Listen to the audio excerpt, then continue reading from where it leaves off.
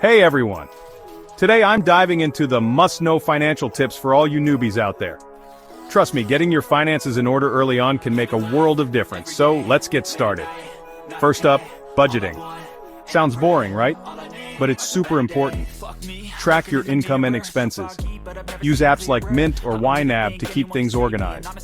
Knowing where your money goes can help you save more effectively. Next, build an emergency fund.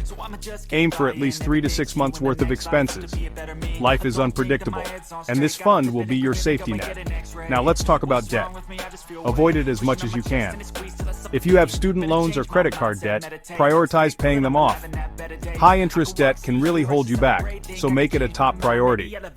Investing might sound scary, but it's crucial for growing your wealth. Start with a simple index fund, or look into a robo-advisor if you're not sure where to begin. The earlier you start, the more you benefit from compound interest. Lastly, educate yourself. Read books, watch videos, and stay informed about personal finance. The more you know, the smarter decisions you'll make. Alright, that's all for today.